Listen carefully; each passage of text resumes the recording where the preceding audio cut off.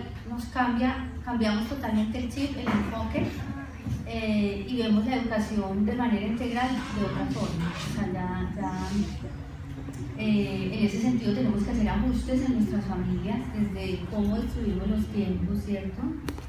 Desde que a veces hay familias que trabajan ambos por fuera de casa y si toman esta decisión alguien tiene que estar a cargo de los niños, entonces decisiones de tiempo, decisiones económicas, decisiones del lugar de vivienda, bueno, una cantidad de cosas que realmente cambiamos a partir de tomar esa decisión, que se vuelve un estilo de vida, y no solamente por las diferentes decisiones que debemos cambiar y tomar, sino también porque como que cambiamos el chip y en cualquier momento es una oportunidad para aprender. Entonces estamos manejando porque vamos para la cita del médico de no sé qué o tal cosa, y entonces sale el tema de que hay una construcción, sale que porque las construcciones no es ladrillo a ladrillo, sino porque tienen vigas, y porque qué pasaría si un edificio no tuviera esas vigas, se caería, y de pronto en la siguiente esquina hablamos de los semáforos y porque quién se inventó los semáforos, entonces todo el tiempo estamos como en función de hablar de las cosas, de cuestionarnos, de muchas veces no comer entero, como dice la frase, sino que se nos convierte en un hábito, el estar hablando de todo y cuestionando todo, en el sentido de poderlo entender, asimilar. Entonces definitivamente eso también hace que sea un estilo de vida más allá que, no, el modelo de tal, es que yo uso el método Montessori, a mí me gusta el Waldorf, son métodos, son herramientas, pero como tal, la educación en casa y en familia va mucho más allá, y es como la invitación a que nos salgamos un poquitico de pensar en esas tendencias, en esos métodos, que sí nos ayudan bastante. Y en la educación alternativa hay muchas opciones de aprender sin necesidad de escolarizar, ¿cierto? Y ahí entramos como al otro punto que es importante también tener claro, y es que muchas veces confundimos educación con escolarización y pareciera ser lo mismo, ¿cierto? Pero una cosa es educación, que es mucho más integral, y otra cosa es la escolarización, que es solamente un camino, una vía por la cual los niños aprenden y jóvenes aprenden una serie de conocimientos académicos, pero digamos son dos cosas diferentes, ¿cierto? Entonces vale la pena como hacer esa diferencia y acompañar a los hijos a aprender, que es otra de las cosas que muchas veces la pregunta es, bueno, y si yo no soy profesor, si yo no soy docente, ¿será que sí le puedo enseñar a mis hijos? ¿Y cómo hago? Y me tengo que formar en pedagogía, y resulta que una cosa es enseñar y otra es acompañar a aprender. Y muchos de los que estamos en este camino escogemos más la vía por acompañarlos a aprender, acompañarlos en su aprendizaje, ponerles las herramientas a la mano, conversar sobre temas y gustos que tienen, conocer sus dones, sus talentos, sus habilidades. ¿Te gusta eso? Bueno, vamos a investigar de esto, bueno, vamos a ver esto. O una iniciativa, vámonos para Santa Marta, donde está el Tayrona, y entonces vamos a ver, listo, o sea, como buscar opciones, y aunque muchas familias también escogen enseñar a sus hijos ciertas cosas, y de ahí hay una tonalidad de grises increíble, es decir, uno puede arrancar cuando toma la decisión de educar en casa o en familia, desde casi que llevar la escuela a la casa, ¿cierto? Que es a lo que tendemos muchas veces, y es, bueno, entonces ahorita ¿cómo arrancamos? ¿Qué hacemos? Y me preguntan muchas veces hasta con niños de 2, 3 años, bueno, entonces ¿qué le pongo a hacer por las mañanas? Si esencialmente los niños en estas edades y hasta los 6, 7 años lo único que necesitan es jugar prácticamente. Entonces es un poco mirar qué posición o qué camino es el que mejor le queda a cada familia, ¿cierto? Desde llevar la escuela a su casa, tener un horario, comprar un currículo por internet, o poner a los chicos en un colegio virtual, o una de las anteriores, buscar algo más ecléctico, más me gusta esto, con esto, me gusta un poco de acá, voy a usar una plataforma de internet que me parece que funciona. Hay una página aquí también. Hay otros que no utilizan ciertas herramientas, sino que son más unschoolers, y otros que son radical unschoolers, o sea, totalmente en libertad, pues digamos que hay todos esos matices y uno ya empieza a encontrar en dónde se acomoda, ¿sí? Entonces esa es como otra claridad también que podemos hacer acá. No sé si hay alguna como inquietud en este primer tema de qué es realmente la educación en casa. ¿Hay algo como que les esté generando duda en este camino que han tomado? Yo tengo una pregunta porque no soy mamá, no tengo hijos, pero soy tía de 3 niños, 2 niños y una niña que están iniciando su proceso de educación en casa, y me deja una inquietud muy grande cuando se hace referencia a la educación de los hijos, que no se delega en terceros. Entonces esos terceros, entonces yo soy un tercero y no soy alguien que puede estar absolutamente comprometida con ese proceso de educación en casa. Entonces ustedes como papás y mamás, ¿cómo ven esa función de la familia que está dispuesta a apoyar? Claro, esto es totalmente bienvenido, y de hecho muchas familias utilizan la ayuda del tío, del abuelo, de otra figura que esté presente, que esté dispuesta a acompañar, a aprender, a enseñar ciertas cosas. Generalmente cuando nos referimos a un tercero, a no delegarlo, estamos hablando prácticamente de la escuela, de una institución, de un colegio, de la escuela, algo más formal, vía la escolarización.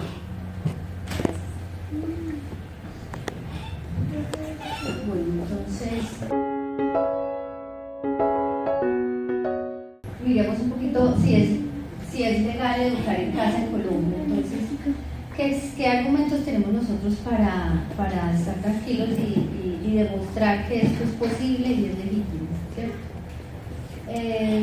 Lo primero que tenemos que tener claro es que en Colombia, a diferencia de otros países del mundo, como Estados Unidos, como Canadá, Australia, Nueva Zelanda y otros, que tienen el proceso de educación en familia de homeschooling reglamentado, organizado, legitimado, o sea, es totalmente conocido, y eso es lo que pasa en Colombia. Entonces mucha gente dice, sí, claro, es que nosotros estamos en un limbo, nosotros estamos como ahí, que no nos dicen que no, pero tampoco nos dicen que sí, pero entonces vamos a ver un poco, y esto sucede en la mayoría de países de Latinoamérica, por lo menos dentro de lo que yo conozco, vive una situación similar, ¿cierto? Entonces, nosotros tenemos, digamos, un marco legal sobre el cual revisar estos temas, y uno es la Declaración Universal de los Derechos Humanos, ¿cierto? La otra es la Constitución colombiana, luego vienen las leyes y luego vienen los decretos. Entonces aquí hay una cosa que es importante resaltar, y es que un señor abogado, filósofo, pensador, un señor Kelsen, ¿cierto?, fue quien definió la pirámide de la jerarquización de las normas. Entonces él explicaba que los tratados internacionales a los que se suscribe un país están por encima, como si fueran una sombrilla, por encima de lo que es la Constitución, las leyes y los decretos, ¿cierto? Entonces, en ese sentido, Colombia se ha suscrito a varios tratados internacionales en los cuales hablan sobre derechos humanos y específicamente sobre el derecho a la educación. Entonces se ha suscrito a la Declaración Universal de Derechos Humanos, donde más adelante vamos a ver qué nos dice específicamente. También se ha suscrito a la Declaración y el Acuerdo de Derechos Económicos, Sociales y Culturales, también, donde habla, dice que los padres pueden escoger instituciones educativas diferentes a las que ofrece el Estado, ¿cierto? Entonces ahí podemos escoger instituciones privadas o los particulares asociarse y crear sus propias instituciones educativas de acuerdo a sus creencias, a sus motivaciones, siempre y cuando cumplan con las leyes y las normas para que eso sea viable y tenga funcionamiento. También se ha suscrito a una convención de los derechos humanos americanos, donde hablan de temas de educación. Está también el Pacto de San José, que habla de que las familias pueden recibir educación religiosa de acuerdo a sus creencias y pueden escoger cómo lo hacen. Entonces, digamos que esto lo he revisado y también lo compartía en una reunión que hubo en Bogotá, en la cual estuve de manera virtual, que hablaba un papá homeschool que es abogado constitucionalista, de derecho público, donde mencionaba también que estos temas son claves conocerlos y empezar a ver que desde allí, digamos, hay una libertad de nosotros como padres de escoger cómo queremos que sea la educación de nuestros hijos, ¿cierto? Entonces arranquemos a mirar qué temas vamos a mirar aquí. Vamos a revisar qué dice la Declaración Universal de Derechos Humanos. Vamos a ver qué dice la Constitución Política de Colombia, la Ley 115, que es la Ley General de Educación, el Decreto 2832 del 2005, la Circular 08 del 2006 de la Secretaría de Educación de Medellín, el 299 del 2009 y el 1290 del 2009. Digamos que eso, recapitulando, son todos es todo el marco legal en educación que nos cubre y nos ampara como familias que educamos en casa, ¿cierto? Entonces entremos en materia. La Declaración Universal de los Derechos Humanos, en su artículo 26, subrayé, digamos, los temas claves que nos interesan y nos impactan en nuestra decisión. Dice que toda persona tiene derecho a la educación, ¿cierto? Entonces ya como tal es un derecho que está amparado, que no estamos ignorando, ahora vamos a ver por qué. Luego dice que la educación tendrá por objeto el pleno desarrollo de la personalidad humana, el fortalecimiento del respeto a los derechos humanos y de las libertades fundamentales, ¿cierto? Entonces allí nosotros como familias que educamos en casa debemos garantizar, ¿cierto?, que nuestros hijos realmente estén desarrollando su libre personalidad, conociendo los derechos humanos, ¿cierto?, exponerlos o que aprendan del tema, y que realmente ellos desde la formación en casa pues son libres y que tengan esa libertad de tomar sus decisiones y esa libertad que los hace seres humanos integrales que pueden interactuar en una sociedad a beneficio de esta, ¿sí?, a través y a partir de lo que su familia o en el núcleo familiar se les transmite. Que es súper clave y que lo toma nuestra Constitución más adelante. Los padres tendrán derecho preferente a escoger el tipo de educación que habrá de darse a sus hijos, ¿cierto? Entonces, no dice el Estado, no dice la escuela, dice los padres. Tenemos ese derecho. ¿Y qué significa preferente? ¿Qué será que los padres tenemos ese derecho preferente? Los preferentes son quiénes. Que son los primeros que pueden decidir sobre eso. Que son los primeros, ¿sí? Entonces prefiere a la familia antes que la escuela, antes que el Estado. Aunque la declaración también dice, si bien los padres tienen el derecho preferente, tienen que acogerse a la reglamentación de la normatividad de su país, ¿cierto? Entonces nosotros no podemos, no, como nosotros tenemos el derecho preferente, entonces tenemos que integrarnos y no sé qué, desconocemos lo que diga nuestra Constitución, lo que digan nuestros decretos, no, ¿cierto? Sabemos que tenemos ese derecho preferente, pero también tenemos que acogernos a lo que dice nuestro país en términos de la legislación de la educación, ¿cierto?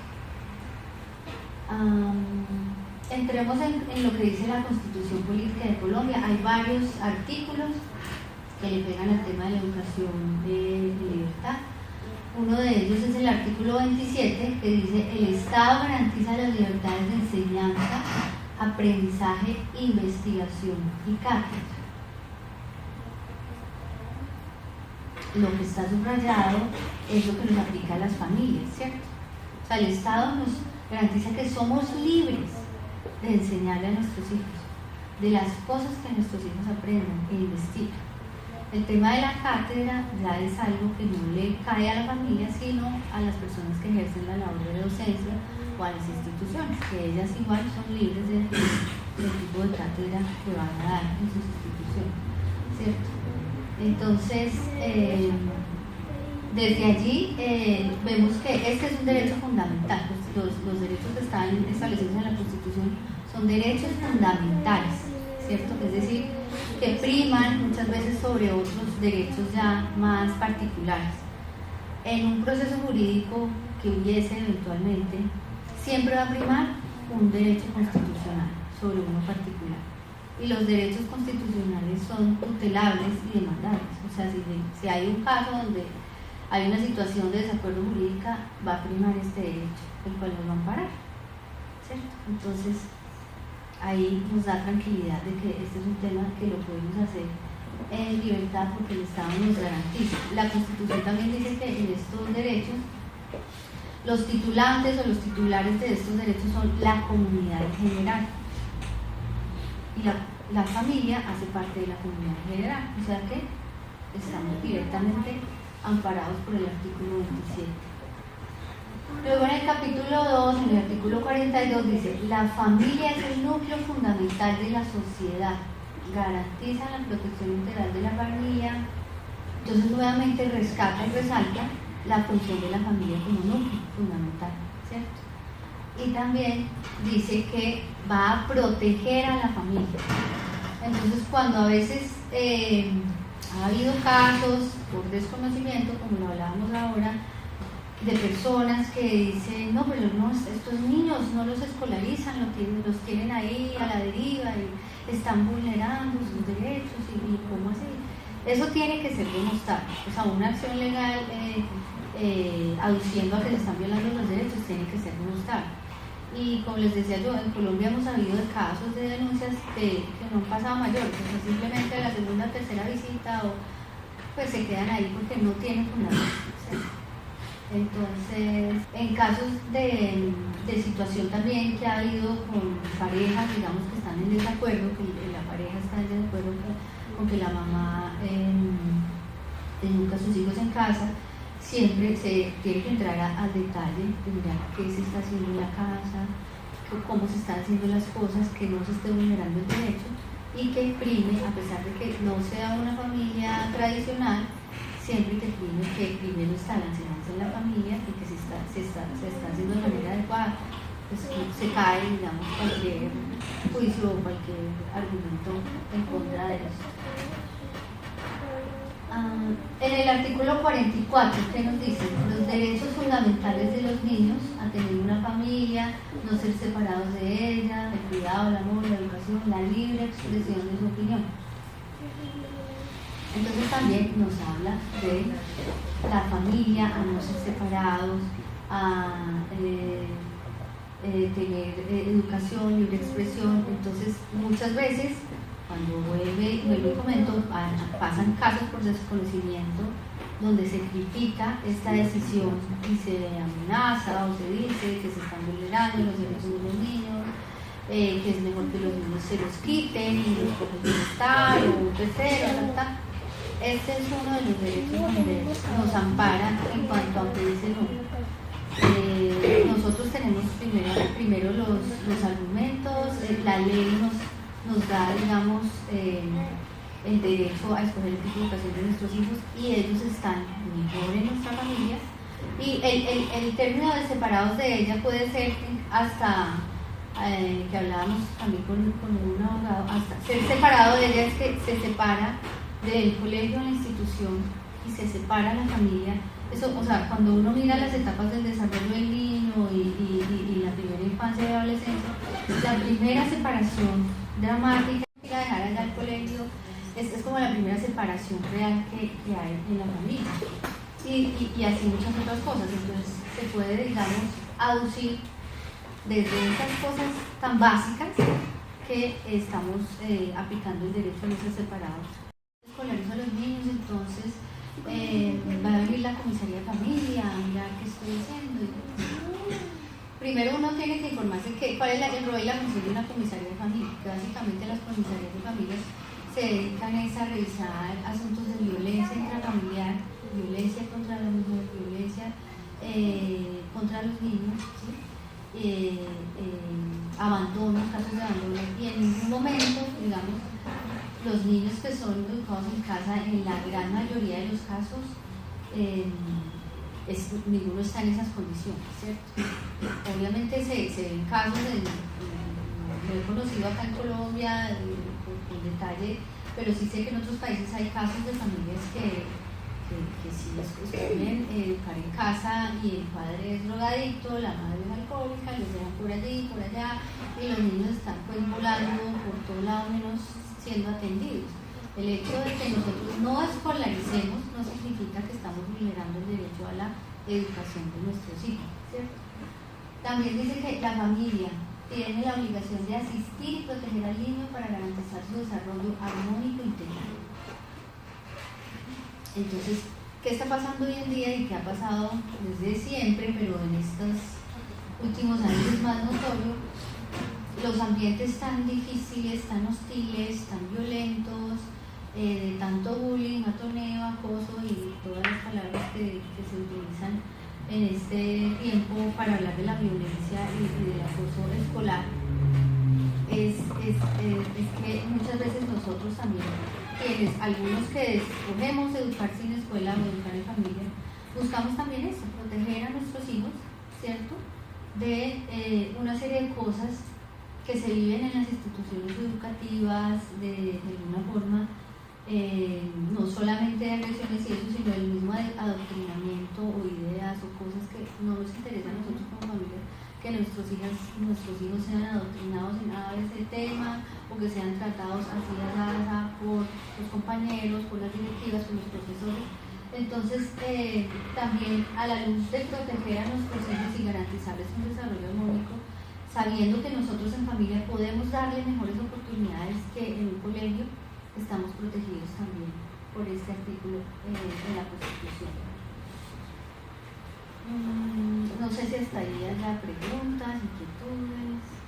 No, es cierto que si hace un gran contrapeso que las situaciones de una, pues yo sí conozco casos a nivel colombiano, porque pues uno está muy observador de lo que pasa en el medio para que el entorno como tal, es decir, no afecte esa propuesta que uno tiene.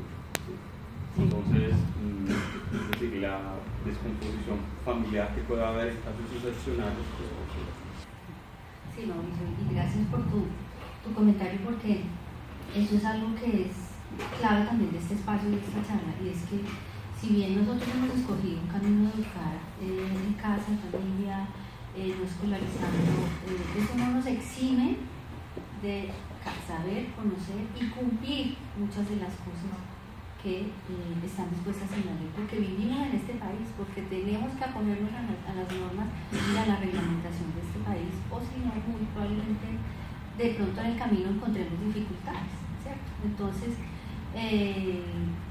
hablando un poco de lo que vamos a hablar al final, pero me haces acordar, muchas veces cuando hay algún acuerdo o algún acercamiento con alguna institución educativa, digamos, para el tema de, bueno, cómo certificamos, cómo podemos validar y todo eso, entonces por un lado no es entender que, entonces este colegio se va a volver home school y entonces nosotros nos vamos a volver colegio y entonces tenemos que ceder y el otro tiene que ser muy flexible, sino que simplemente tenemos que ver qué está definido en las leyes, en los artículos, qué nos obliga y qué también nos ampara, ¿cierto?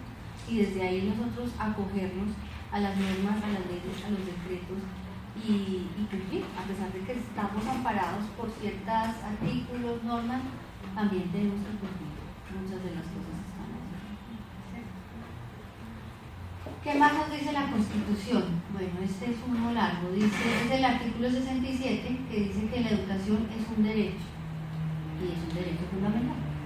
Busca el acceso al conocimiento, la ciencia, la técnica y a los demás bienes y valores de la cultura, ¿cierto? Entonces, con lo que nos mencionaba Mauricio, nosotros como padres que educamos en casa debemos garantizar que nuestros hijos tengan acceso a este conocimiento. O sea, en condiciones exageradas, pues digamos, alguien viene a verificar y decir, bueno, muestra a ver ustedes cómo están haciendo las cosas, o esto cómo están. Ustedes tienen que cumplir, entonces uno tiene que buscar que sus hijos tengan acceso al conocimiento de la ciencia. ¿De qué manera? Están, como nuestros chiquitos ahora, por poner un ejemplo, están en un club científico, donde van, hacen experimentos. Otros no, nosotros viajamos y nosotros hacemos estas cosas y a través de viajes hemos aprendido muchas cosas en el instituto de no sé por qué fuimos, o X, Y manera, talleres, en casa, como sea, pero nosotros debemos garantizar que nuestros hijos tengan acceso a estos bienes y a estos valores de la cultura, ¿cierto? Es decir, que ellos conozcan culturalmente, tengan acceso a las artes, a una cantidad de cosas. Eso lo debemos nosotros tener en cuenta, y muchas veces cuando a mí me preguntan, bueno, ¿y cómo armo yo mi currículum? Porque uno también puede armar su propio currículum, y entonces ¿qué le pongo y qué le quito? Después de muchas ideas yo les digo, vayan y miren los artículos, vayan y miren qué dice nuestra Constitución. Es en lo que debemos educar a nuestros hijos, ¿cierto? Busquemos cumplir con esto, ¿cierto? La educación formará al colombiano en el respeto a los derechos humanos.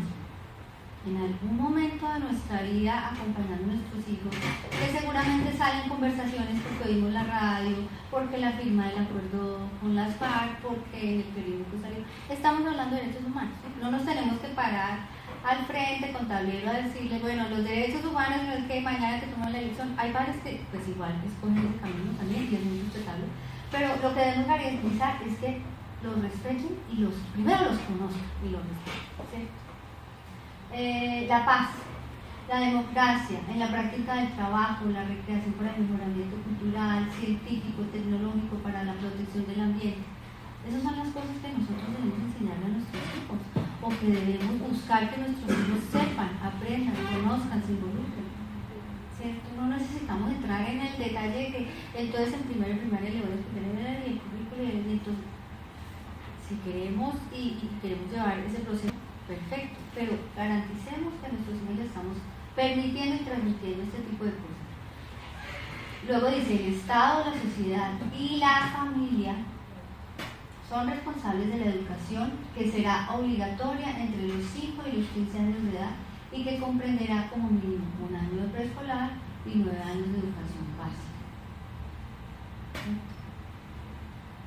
Entonces aquí dice que es el Estado, que es la sociedad y la familia, o sea, entre los tres. Es un trabajo entre los tres, ¿cierto? Somos responsables de la educación de nuestros hijos. Digamos que muchas veces nos dicen, bueno, pero es obligatorio un grado preescolar y mi hijo nunca puede al kinder o a la transición. No importa.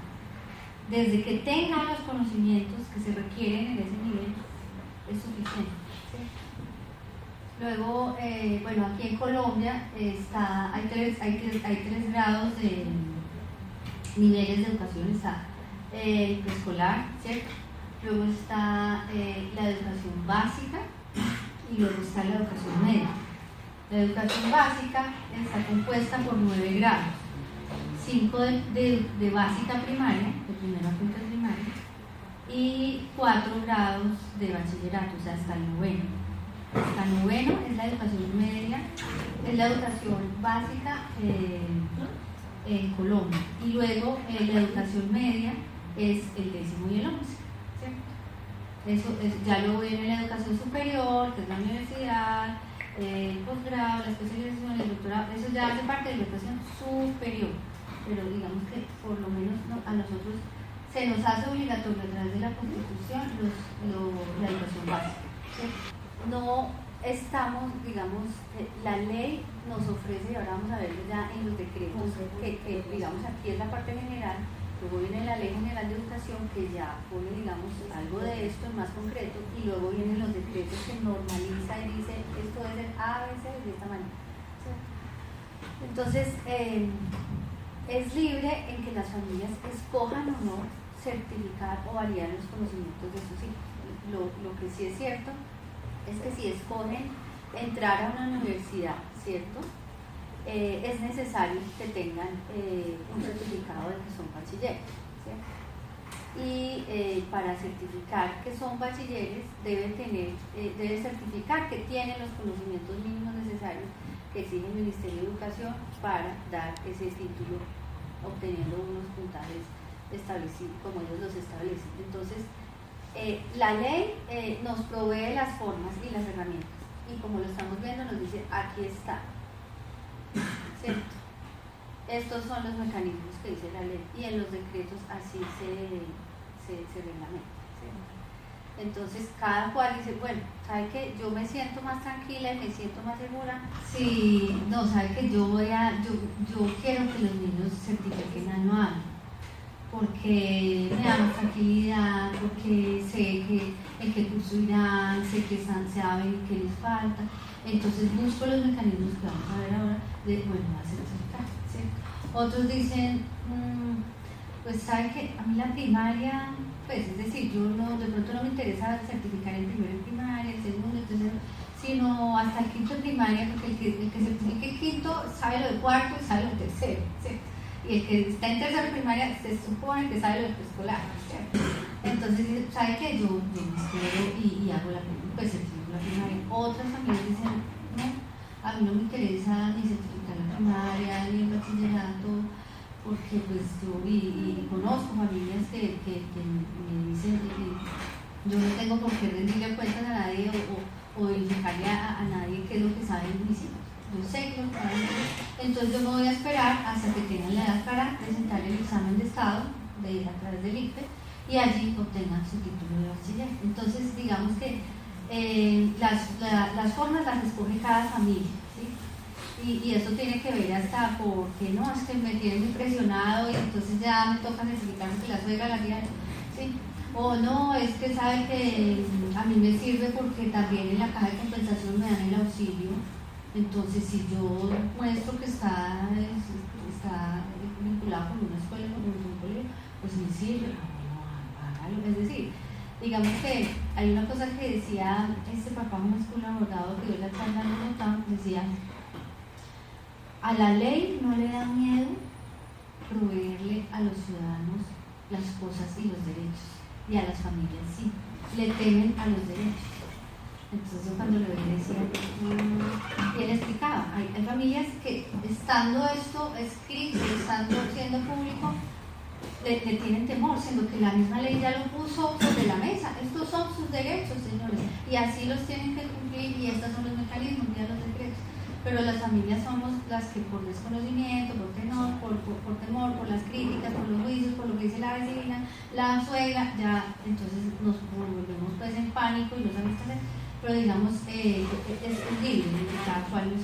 Yo creo, como con eso lo decía antes, no es una cosa que pueda hacer que me están diciendo, si usted no está cumpliendo eso desde preescolar hasta el 9º, usted está incumpliendo sus deberes familiares. O sea, habría que verlo. O sea, eso primero tiene que ser demostrable y acuérdate que uno no incumple al no escolarizar, incumpliría si no estás educando a tus hijos, a tu sobrino, ¿cierto? Si no los estamos educando en valores, en principios, en derechos humanos, en la paz, y algunas cosas que, esto es lo grueso, ¿no? Pero más adelante el Ministerio de Educación tiene los DBA, que son los derechos básicos de la luz, bueno, tiene un montón de detalles, tenemos que mirar, darle una miradita a eso y a ver más o menos, ¿eh? Claro. Voy a decir lo último, no estoy en contra del asunto, quiero decir es que realmente, yo diría que a veces el asunto que tú dices que es muy cierto el desconocimiento de la ley y que la ley nos ponga las cosas, yo soy un poco más desconfiada de la ley precisamente porque soy abogada, y es que la ley de alguna manera a veces viene redactada de una manera precisamente para que nos confunda, para que la desconozcamos, para que no nos apropiemos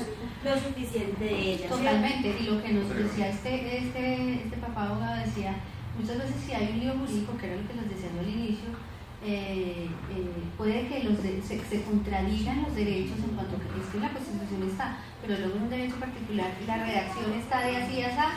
Entonces él igual nos da esa tranquilidad de que los derechos constitucionales priman y están por encima de los particulares. Entonces él dice que ya necesita tú esa además porque, bueno, uno escoge muchas cosas de los niños en primaria, ¿cierto?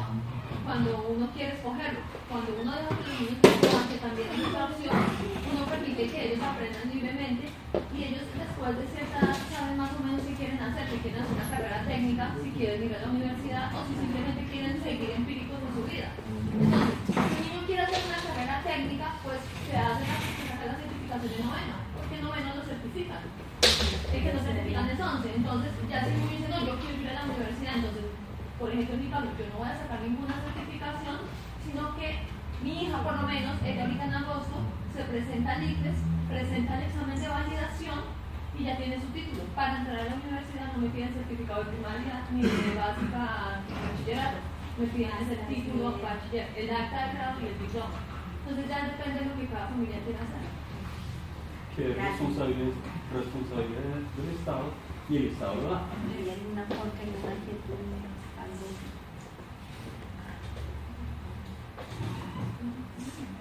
Bueno, luego nos dice, corresponde al Estado regular y ejercer una suprema inspección y vigilancia de la educación con el fin de velar por su calidad, por el cumplimiento de sus fines y por la mejor formación moral, intelectual y física de los educandos. ¿Cierto? ¿Eso qué quiere decir? Que el Estado, a través del Ministerio de Educación y lo que tiene en cada una de sus localidades o núcleos, o como se llama en cada sitio, ellos tienen la obligación de vigilar la calidad de la educación que se está prestando por ellos en las instituciones del Estado, también por las instituciones privadas y es posible que también por las familias, porque ahí está el. Entonces, como es tu nombre, y la invitación en este espacio, en esta charla, es que veamos que ahí está la información, qué dicen las leyes, qué dicen los artículos, pero también que tenemos que leerlo con lupa, ¿cierto?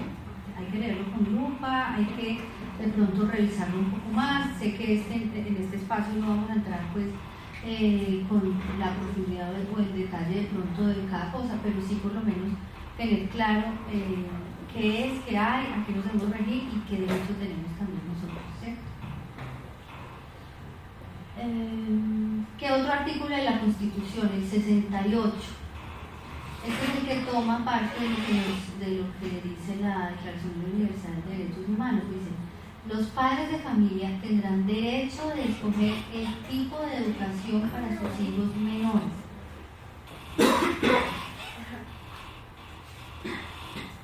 O sea, ahí está, ahí nos dice la ley y nuestra Constitución nos da ese derecho, y lo dice, los padres de familia tendrán derecho de escoger. O sea, estamos ejerciendo nuestro pleno derecho de escoger si lo quiero hacer en una institución, si lo quiero hacer en familias, si hay familias que escogen el colegio con ABC, el religioso, todo, digamos, tenemos pleno derecho de escoger el tipo de educación. Y uno de los tipos de educación es la educación alternativa, la educación en familia. Es uno de las formas de educar, ¿cierto? Entonces tenemos el pleno derecho amparado por el artículo 78 de nuestra Constitución. No tengamos miedo, no tengamos temor, no tengamos duda, porque ahí está y nos da la Constitución, el derecho. Bueno, después de la Constitución, ¿qué viene? Según la pirámide también de la jerarquía de las normas, la ley 115, que es la ley general de educación. ¿Qué dice la ley? Y allí empiezan a pasar ese tipo de cosas, de un poco lo que dice aquí la letra y un poco lo que podemos hacer en la práctica, ¿cierto? ¿Cuál es el objetivo de la ley? Dice: la educación es un proceso de formación permanente, personal, cultural y social, que se fundamenta en una concepción integral de la persona humana, su dignidad, sus derechos y sus deberes. Eso lo define la ley, ¿cierto? Que es la que reglamenta la educación en Colombia. En ese sentido, quienes educamos en casa o en familia o en la escuela, la gran mayoría estamos alineados con este objeto de esta ley, ¿cierto? Porque tenemos totalmente claro, y casi que más claro que las instituciones, y es que la educación es un proceso de formación permanente, y por eso es que nosotros no lo vemos, no, en primero de primaria tienen que aprender esto, y en segundo, y ya cuando salió de 11, no, ya se terminó de educar, y ya terminamos. No, eso es todo el tiempo. La educación es permanente, y aquí está dicho, y nosotros vamos en ese camino. Personal, es de cada persona, de cada individuo. Y nosotros como tal, de alguna manera, buscamos que la educación de nuestros hijos sea lo más personalizado posible, a su medida, ¿cierto? Y todo lo que significa el ser persona, cultural, social, integral de la persona humana. Entonces nosotros tenemos que demostrarlo como lo veíamos más arriba, pero también podemos aducir a que nosotros en la educación en familia estamos buscando y acompañando a nuestros hijos en este tipo de cosas, que se eduquen de manera integral, no solo en lo académico. Luego señaló unas normas generales para regular el servicio público de la educación, ¿cierto? Que sea acorde con las necesidades e intereses de las personas, de la familia y de la sociedad. Se fundamenta en los principios de la Constitución Política sobre el derecho a la educación que tiene toda persona, en las libertades de enseñanza, aprendizaje, investigación y cátedra, y en su carácter de servicio público. Entonces, ¿qué nos están diciendo ahí? Que la ley toma lo que dice la Constitución, lo que habla del derecho a la educación, y se fundamenta en esos principios, ¿cierto? Entonces, cuando la desglosamos, en la ley general de educación hay un artículo que es el artículo 7, que habla de la familia, ¿cierto? Y dice: a la familia como núcleo fundamental de la sociedad y primer responsable de la educación de los hijos, primer responsable de la educación de los hijos, hasta la mayoría de edad o hasta que ocurra cualquier otra clase de forma de emancipación, le corresponde a matricular a sus hijos en instituciones educativas que respondan a sus expectativas. ¿Cierto? Entonces, primero vemos cuando él define la familia, cuando en este artículo se define la familia, lo pone de primero, no pone el Estado, la institución educativa donde esté matriculando el niño, será la responsable, sino a quién pone el responsable. A la familia, ¿cierto? Y luego nos dice: bueno, pero entonces a ustedes les corresponde, y qué bueno que aquí haya un abogado, o sea, además, las palabras también tienen su poder. Una cosa es, ustedes se les obliga, o están obligados a, o su deber es tal, pero dice, les corresponde, ¿cierto? Y luego nos da la opción, dice, matricular a sus hijos en instituciones educativas. ¿Pero qué dice? Que respondan a las expectativas. Pero en la mayoría de los casos, las familias que escogemos educación escolar es porque claramente vemos que hay algunas instituciones educativas que no responden a lo que nosotros queremos para nuestros hijos. Por A, por B, por C, porque esta tiene tal cosa, por esta, porque definitivamente creemos más en el aprendizaje libre, autónomo, porque entonces no responden a nuestras expectativas. ¿Por qué? Porque es que las mismas instituciones educativas están agarradas al sistema educativo. Y si no estamos, digamos, el sistema educativo ya vemos cómo está en crisis, no solamente acá, sino en muchos países, y no responde a nuestras expectativas, pues es algo que estamos teniendo, tenemos el derecho de escogerlo, ¿cierto? Si responden a mis expectativas, voy y lo matriculo, pero si no, tengo también el derecho de decir no responden a mis expectativas, ¿cierto? Luego dice participar en las asociaciones de padres, informarse sobre el rendimiento académico y el comportamiento de sus hijos, con mayor seguridad, o digamos que con más frecuencia, sucede que quienes educamos en familia o en casa estamos informados del rendimiento académico y de cómo se comportan nuestros hijos. O sea, es más fácil que uno que educa en casa, en familia, sepa estas cosas. Hay muchos padres que escolarizan, que tienen a sus chicos en instituciones educativas que están muy pendientes de eso, pero hay muchos padres que rendimiento, comportamiento, los tienen que citar cada otro día. Es que el niño se porta así, ya saben nada, comportamiento. Es que además va perdiendo 6 materias. Que el niño va perdiendo 6 materias. O sea, no tenía ni idea que los hijos están en esas situaciones. Muy probablemente quienes educamos en casa lo conocemos muy de cerca, pues cómo están nuestros hijos.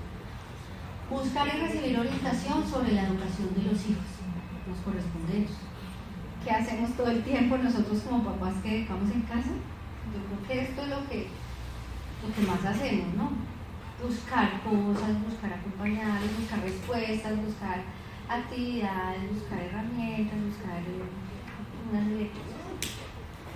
Bueno, participar en el consejo directivo, pues digamos que como tal no nos aplicaría, aunque sé que hay en otros países y aquí también hay algunos grupos de familias que quieren asociarse, crear asociaciones de familias que educan en casa, ¿sí? Entonces es algo que está allí y se puede tomar o dejar, digo, ¿no? Contribuir solidariamente a la institución educativa. Y el G, que es como el que más nos pega a nosotros, el numeral G: educar a sus hijos y proporcionarles en el hogar el ambiente adecuado para el desarrollo integral. Entonces, de pronto, si uno dice, bueno, esta no, pero está chuleada esta, ¿cierto? Entonces, ahí también tiene uno que ver, ¿cierto? Que a qué se acoge, que no, pero teniendo la claridad de que esto es lo que la Ley General de Educación le dice que le corresponde a la familia. Ya veremos nosotros, de acuerdo a nuestra ideología, nuestra forma de pensar, de abordar la educación de los hijos, cómo, digamos, nos acomodamos allí. ¿Hay alguna duda, alguna pregunta, algún comentario sobre este tema que es tan álgido de este artículo? Yo creo que corresponde ahí entra pues simplemente a decir, es de elección, ¿sí? No está diciendo obliga a, ¿sí? Entonces, pues si yo no participo en la asociación de padres de familia y mi niño lo tengo en el colegio, ahí no estoy diciendo que estoy cumpliendo la ley 115 de 1994, ¿sí? Igualmente, si participo en el consejo directivo de la asociación o comité, pues tampoco me está diciendo que estoy cumpliendo o incumpliendo.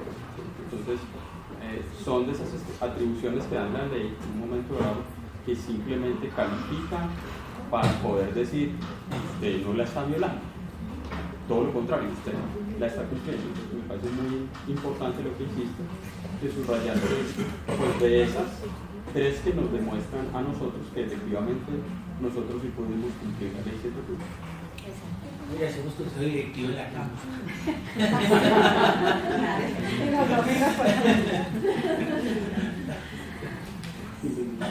Perdón.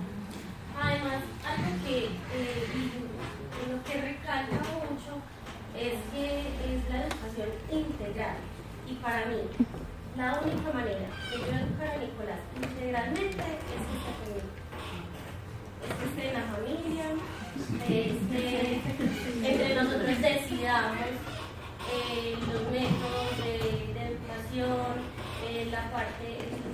la manera en la que él aprende, el ritmo que él tiene para ese aprendizaje. Entonces, para mí, la ley me está hablando de que lo debo educar integralmente.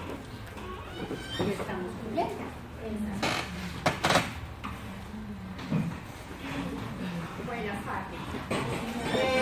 Yo terminé hasta el curso, tiene 7 años y él entró así a un preescolar de 5 años. Cuando él entró así a preescolar, él ya sabía leer, sumar, ya habíamos avanzado pues en la casa muchas cosas, pero porque él quería aprender.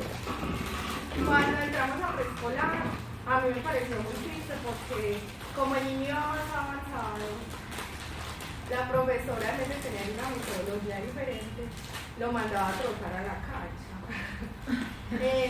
Entonces el niño, desde que empezó a estudiar, se volvió algo tan terrible para él ir al colegio, horrible. Él lloraba, él se enfermaba, le dolía el estómago, se ponía pálido. Yo pensé que eran bobadas de él.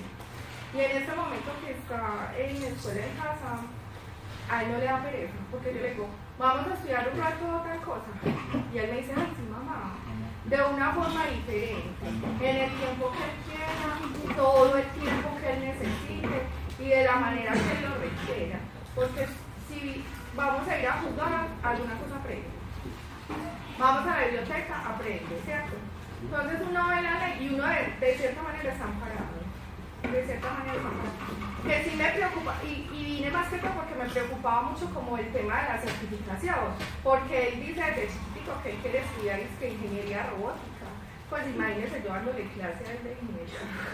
Yo no me imagino eso, ¿cierto? Entonces yo decía, ay, pero esa comunicación. Entonces yo ya veo que no, pues en sí la ley me está apoyando. Y lo que dice ella es verdad. Yo, cuando entró a segundo de primaria, porque yo lo tenía en un colegio privado, y en primero privado, en segundo lo pasé todos los días, lo mandaba a coordinación. Todos los días, y yo decía, pero ¿por qué? O sea, él se mantenía atrasado, porque la profesora, el niño hablaba, hasta le decía, usted le tiene que canalizar la energía, porque le tiene que dar la oportunidad a los otros niños, porque la profesora quiere participar, y yo le decía, pues, me parece tan lógico. Bueno, entonces yo le decía, pero es que esa es la esencia del niño, el hablar, el expresarse, el ser así, pues esa es su esencia. Yo como lo voy a quitar, o sea, esto es vulnerar un derecho de ellos, según lo que yo leí ahí, sí estoy vulnerando un derecho de ellos. Hasta que un día no tomé la decisión.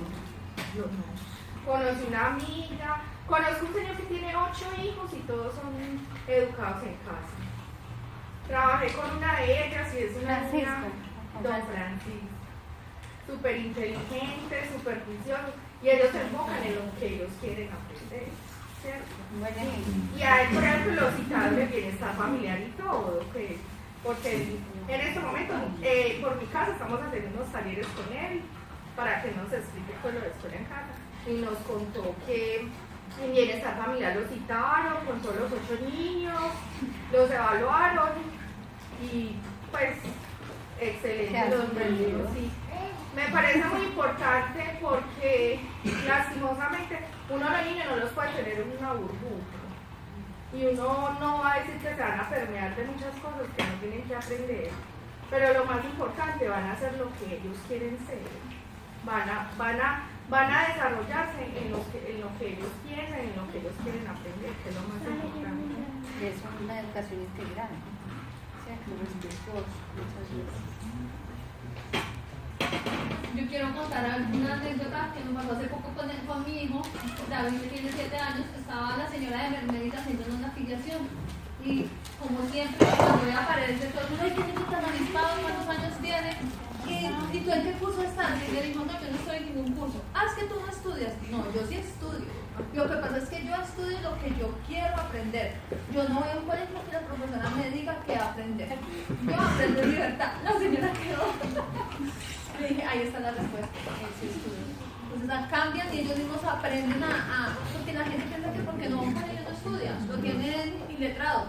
Y la señora le preguntaba, ¿y tú sabes leer? Sé leer, sé jugar Xbox, sé manejar a la perfección el Minecraft, sé sumar, bueno, ahí empezó y dijo todo lo que podía hacer. La señora quedó aterrada y dijo, ¿y eso cómo se hace? Muchas veces me ha pasado, personas conocidas por la curiosidad han terminado en el homeschool también. Sí. Porque la gente indirectamente, o por lo menos a mí me pasó, yo estaba aburrida en el colegio. O sea, era desesperante ver cómo sufrían los niños y cómo sufría yo con ese tema. Entonces, bueno, porque estamos dando un mensaje y estamos mostrando que somos familias felices, que compartimos y que aprendemos todos, porque yo he aprendido mucho el de mis hijos. Tú vas a decir algo. Pues yo apenas voy a iniciar con mi hijo, se llama Nicolás, tiene 11 años y estaba haciendo sexto grado este año, pues es sexto grado. Nicolás ha recorrido 5 colegios, cada año un colegio diagnosticado con TDAH. Entonces, bueno, para ayudarle a él, decidimos que sí se iba a medicar solamente para ir a estudiar, solo para ir a estudiar. Entonces Nicolás en la casa era un niño sin medicación, como un silvestre, era como si tuviéramos un Nicolás. Yo voy al colegio, mira lo que hago por recorrido de este año, un mes más o menos llevando este año. Y yo creo que he ido por ahí 7 veces, le han llamado. Entonces, siempre todos los que le dicen, Nicolás no se sienta, Nicolás no para, Nicolás no habla, Nicolás no y no. Todo es no. Entonces era como ir y que te hablaran de un niño que tú no conoces.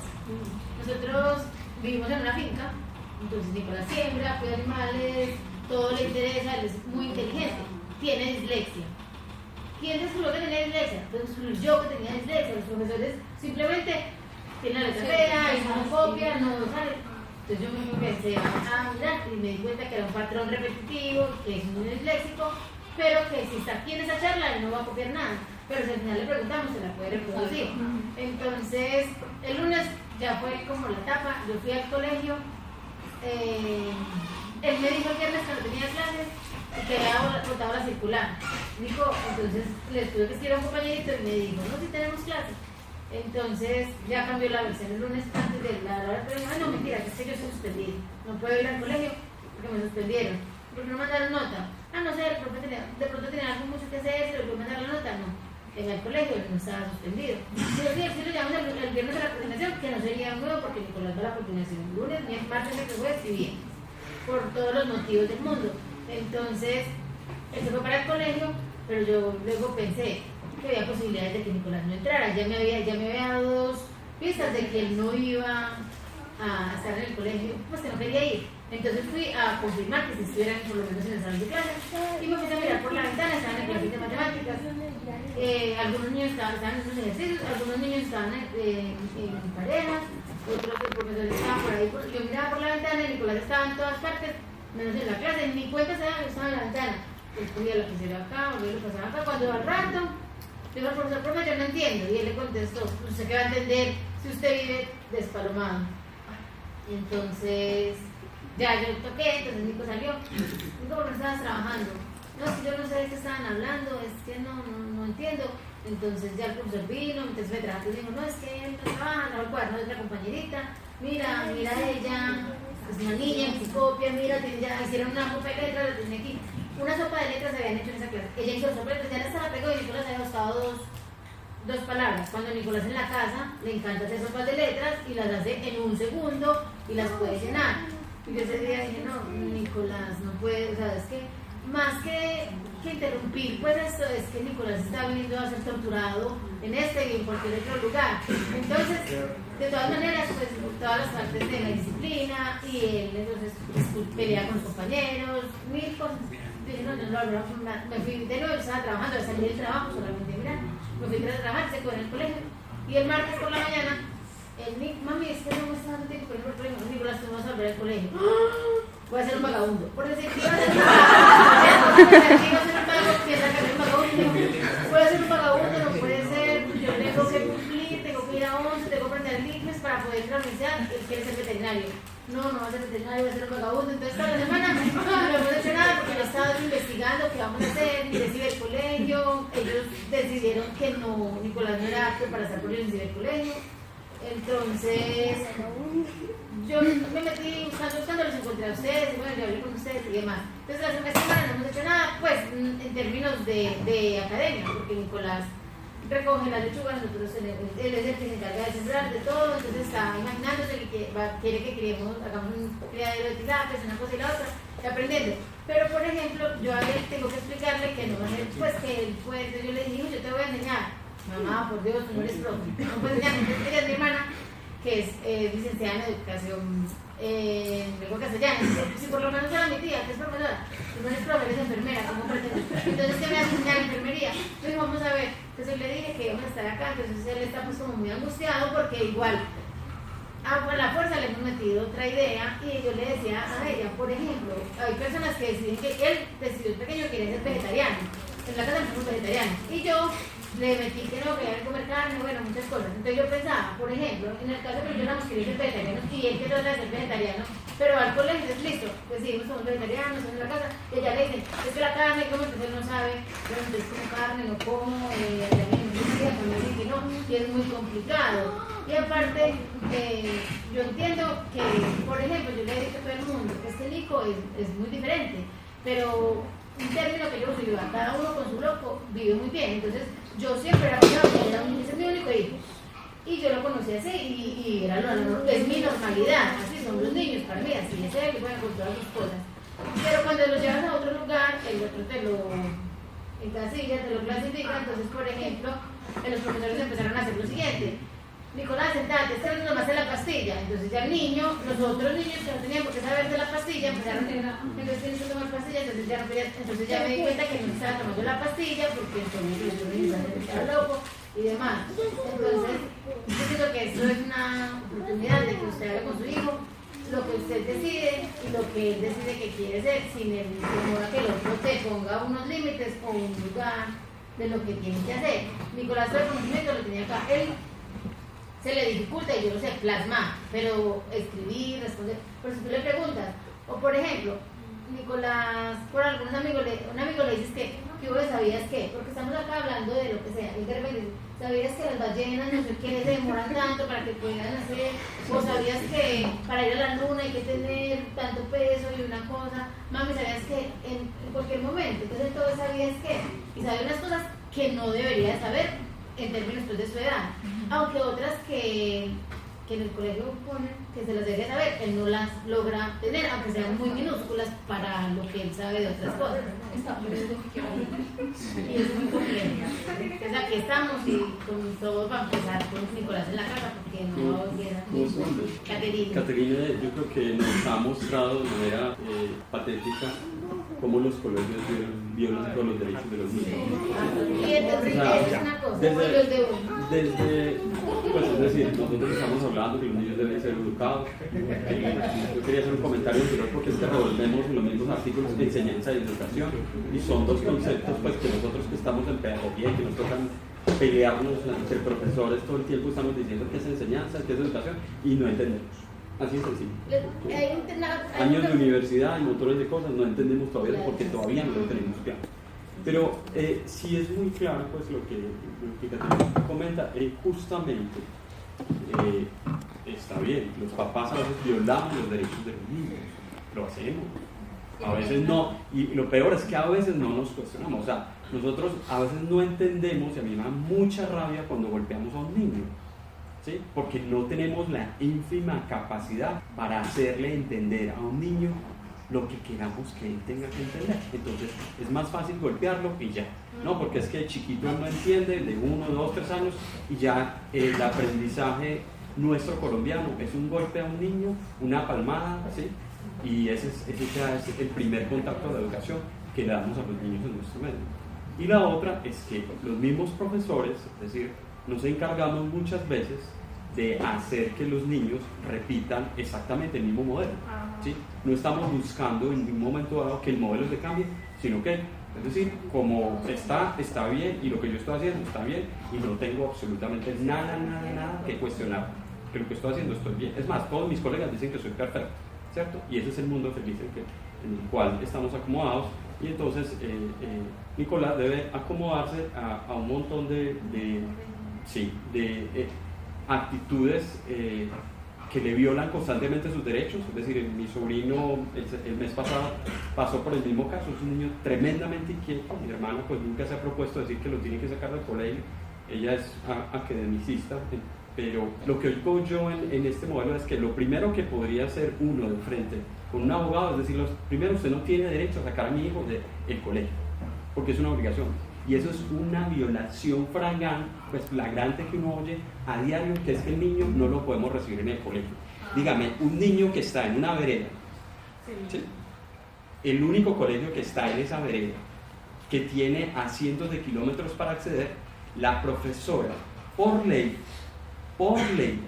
se lo tiene que aguantar. Y en Medellín, Bogotá y Cali, como hay 30.000 colegios para escoger los niños, entonces vamos diciendo de buenas a primeras que el niño queda eximido de ese colegio. Ya ahí el Estado está violando de primera entrada el derecho que tienen los niños a educarnos. Y entonces le hacemos bullying nosotros como profesores a los niños diciéndole que pues, no se tomó la pastilla, eso pues, mejor dicho, eso pondría de patitas en la calle a un profesor, porque pues el caso más grave que ha pasado con este niño, pues que genéticamente es diferente, ¿sí? Porque es que no lo sabemos. La gente que no conoce de la genética no sabe que hay niños que pueden no ser XX o XY, sino que tienen un factor genético donde tienen un cromosoma más y entonces todos pensamos que somos iguales, que tenemos que cortarlos como pan del mismo tamaño, de la misma tajada y que no pueden ser diferentes. Entonces oímos eso a diario como en la otra contraparte realmente todo el tiempo también se están violando los derechos de los niños. Entonces yo le decía por ejemplo a mi hermana, es que no lo tienen por qué sacar de allá. Y créanme que no había poder humano como los padres caemos pues a diario en ese asunto.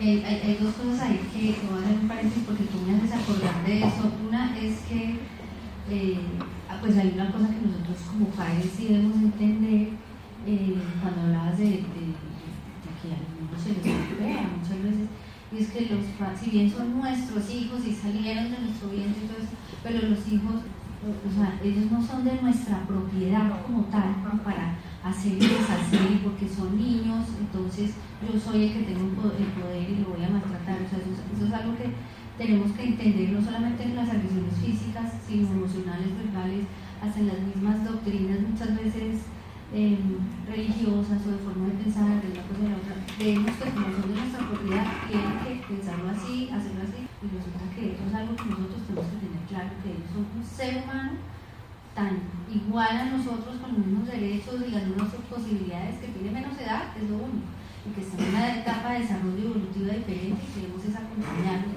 Pero eso es un tema que muchos padres y instituciones, maestros, caen en que porque es el adulto tiene el poder y puede abusar. Y eso es abuso, puede abusar de los niños, eso es una cosa. Y la otra que me hiciste acordar es que justamente, bueno, yo estoy en varios grupos, estoy en un grupo, estábamos hablando con unas colegas de un grupo de crianza en Argentina, y había una mamá allá digamos, exponen muchas consultas y situaciones. Entonces la mamá nos compartía que tiene su niño de 3 años, ya le llegó el año otra vez de arrancar la guardería, y se había quejado el año pasado porque había un niño, un nene, que todos los días o lo mordía, o le pegaba, o le escupía, o le jalaba. O sea, era una cosa que ya el niño estaba cansado, entonces llegaba del jardín o la guardería llorando, incómodo, la mamá iba cada rato, pedía que lo cambiara, no se pudo.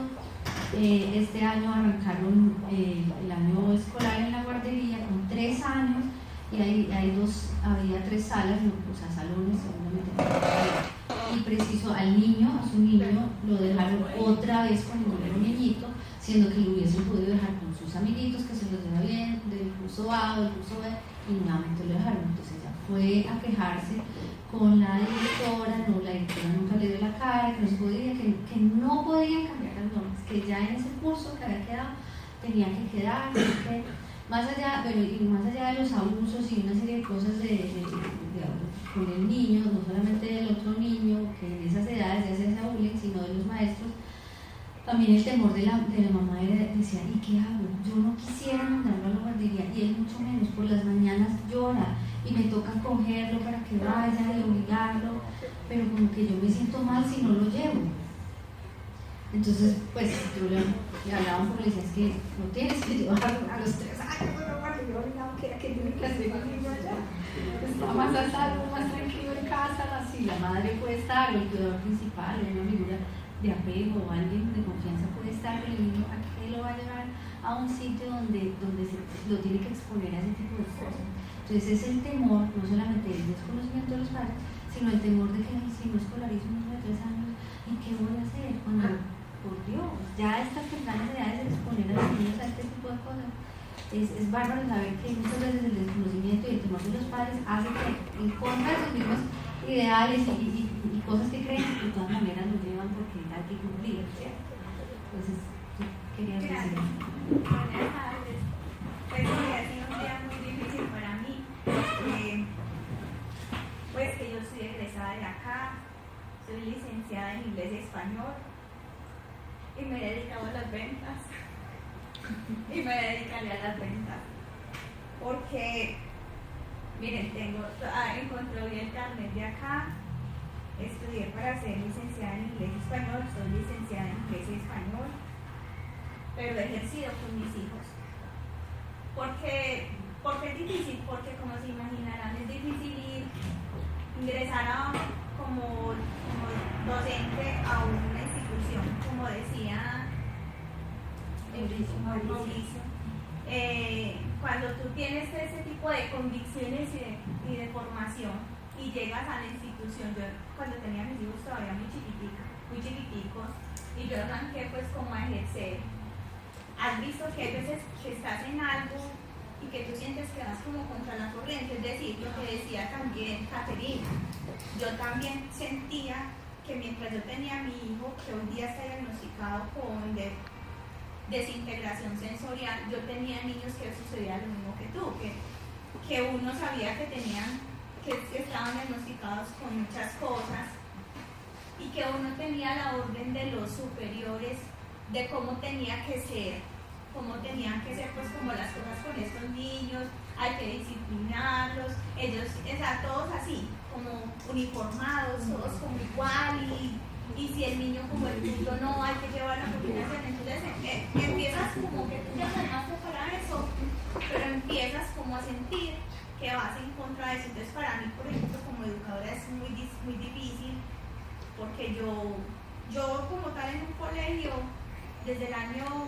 2009 no estoy, y difícilmente me veo otra vez en una institución educativa enseñándole a los niños. ¿Por qué? Porque yo también me dediqué a mis 2 hijos y sobre todo el mayor tiene también muy buenas capacidades y uno se da cuenta que no es, lo saqué ahorita el martes del colegio al mayor, porque el menor siempre había estado conmigo. Entonces para mí es muy importante, quería compartirles que es muy difícil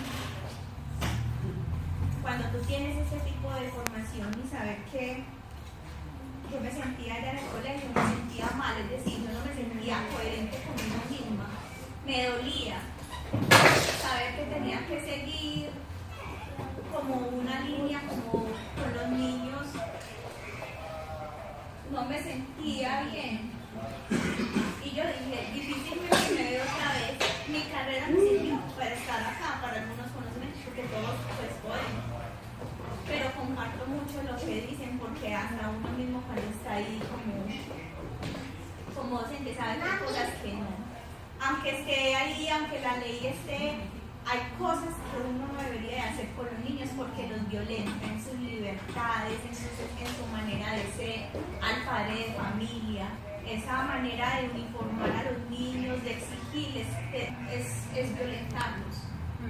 Y digamos que eso que tú mencionas, pues hace parte de este grupo de familias que escogemos educarse en la escuela o en casa, y es que hay varios, hay varios padres que educan en casa que son docentes, pero también hay digamos que he conversado con varios docentes de preescolar y primaria que claramente me han dicho, yo quiero educar a mis hijos en casa, porque yo que estoy ahí no quiero eso para mis hijos, no quiero eso para mis hijos. Y cuando, pues la primera vez que me acuerdo que estaba hablando con un docente y me decía, o sea, para mí, como que nosotros que éramos como, no sé, los que somos de otra corriente o qué sé yo, como que no estamos de acuerdo con la escuela, con la institución de tal cosa y la otra, pero como que yo decía, pero un profesor que eduque a sus hijos en casa, o sea, como así. Sí, y empecé a hablar con algunos de ellos, empezaron a unirse al grupo y me decían claramente el sistema es un sistema muy rígido, muy antinatural, es decir, es cuadriculado, absolutamente rígido y pretende que todos tienen que aprender lo mismo, de la misma manera, al mismo ritmo, en el mismo momento y solamente es una nota, cuando la vida real es totalmente diferente. Entonces hay varios papás que pertenecen al grupo y son docentes y hacen, digamos, comentarios o llegan a esas conclusiones que tú has llegado, que es una realidad. Ahora que cuando uno ha tenido niños escolarizados, en mi caso yo tuve a mis 2 hijos mayores escolarizados, eso es un trauma no solo para ellos, sino para uno como papá.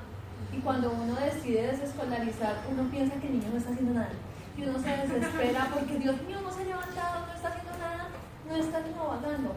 Entonces yo pienso que, y se lo recomiendo a muchas personas que llegan, porque pues como les digo, han llegado muchas personas nuevas y me han dicho, bueno, ¿yo qué hago? Estoy desesperada, pienso que no están haciendo nada.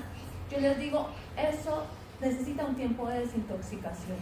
Uno no puede dar un paso inmediatamente empezar otra cosa diferente a lo que ya venía uno marcado desde niño, porque es que uno está escolarizado desde que es niño. Entonces, ahora como papá estoy escolarizado. Tienen que desintoxicarse ustedes y desintoxicar a los niños. Yo les decía, miren, en mi caso yo dejé a mis hijos 1 año. solo, o sea, yo no me estresé y se di cuenta que estaban en vacaciones permanentes. Entonces me relajé, empecé a investigar, o sea, mientras ellos estaban descansando, yo estaba investigando cómo hago, qué hago, me uní a la red, no nos metí a nada, a ningún grupo, a nada, esperé que todos nos desintoxicáramos. Y a principio del año pasado, dije, bueno, ahora sí voy a empezar a hacer como me estoy. Ahora sí decidí cómo lo voy a hacer, porque es que uno piensa, ¿y yo cómo hago? ¿Un currículum? No, pero yo no quiero pasar el colegio para la casa. ¿Los dejo que aprendan? No, pero si los dejo que aprendan, uno piensa eso. Ellos que van a tener la posibilidad de aprender, porque uno tiene eso en la mente. Yo como adulto tengo cosas, el niño no sabe qué hacer. Entonces, en ese año de desintoxicación entendí que ellos sí aprenden solos, que ellos sí buscan la manera de aprender. Mi hijo de 7 años solamente hizo quinto y un mes de transición y aprendió a leer solo. O sea, yo puedo decir que David Santiago lee solo, porque la necesidad lo llevó a aprender. Así como uno aprende a caminar por necesidad, así mismo aprende a leer, aprende a sumar por necesidad. Entonces él estaba con el cuento de Minecraft, mami, yo quiero aprender, y todo el mundo tenía que digitarle. Entonces dijo, no, mami, es que yo tengo que saber digitar todo solo. Y empezó a buscar sus tutoriales por YouTube. Hoy día David Santiago ya ha leído 3 libros conmigo porque leemos los dos. Yo leo una hoja y él lee media, pero lee. Vamos avanzando. Todos los días leemos un artículo del periódico, leemos algún artículo interesante de cualquier tema de las regiones de Antioquia y de eso salen más temas. Mi hijo Julián, él también está en el cuento, mami, ¿sabías qué? Y sabías que resulta que sabías que aprenden mucho y uno aprende de ellos. Entonces entendí que los tengo que dejar aprender libremente y dejarlos ser, porque nosotros no dejamos ser a nuestros hijos cuando los tenemos escolarizados. Hay que dejarlos ser, ellos tienen que aprender a llevar. ¿Cuántos niños crecen sin papá y sin mamá y son personas exitosas? Y uno piensa que si yo no estoy ahí diciéndole qué hacer y cómo ser, no lo va a hacer. Entonces hay que dejarlos que fluyan, como el río que fluye y que busca sus saliditas, ellos lo pueden hacer. Pero entonces hay que desintoxicar el cerebro y la mente, o sea, desintoxicar todo y tratar como de sacar de la casa el ambiente escolar. Porque si no, otra vez vuelven los escolares están desesperados. Sí. Antes de darle la palabra a Mauricio, eso es un tema, como lo ha dicho Janet, que se conoce también como el proceso necesario y que no nos podemos saltar, de desescolarización interior o desescolarización mental, también le llaman. Que podemos acá hablar de un montón de ese proceso, pero que si lo podemos resumir en una palabra, ¿qué es el proceso de desescolarización interior? Es confiar en los hijos, en que ellos aprenden, en que son curiosos y en que buscan la información y que no se van a quedar como algunas familias que me han preguntado, se van a quedar brutos, se van a quedar analfabetas.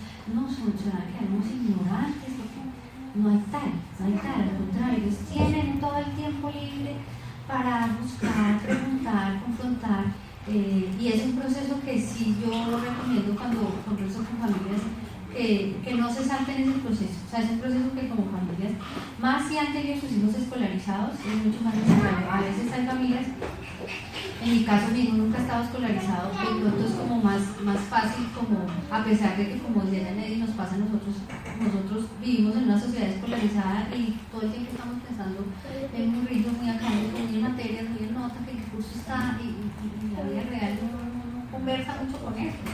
Entonces ese proceso los invito a que lo busquen, hay mucha información en internet, yo también los puedo acompañar en ese tema de desescolarización interior, porque es definitivamente real, como nos contaba Janet, y cada familia tiene unos testimonios que van en el mismo camino y donde vemos claramente que los niños aprenden solos, son curiosos, saben más que uno de muchas cosas, saben más que los niños de su mismo grado deberían saber, y seguimos viviéndolo así cuando es absolutamente natural que sepan y quieran preguntar y sean curiosos, y son las 10 o de la noche y todavía están viendo un video de YouTube y no sé qué, y me hacen, no, ya tengo por esa cosa, pero porque antes que atajarlos, no, es que yo quiero ir a un páramo, no sé qué, yo quiero ir, sí, un momento, porque es que quieren hacer, y quieren viajar, y quieren entrar a hacer experimentos, o sea, quieren, porque les gusta, porque están conectados con su ser, porque están conectados con su esencia, porque aman el sentido del acompañamiento de sus papás.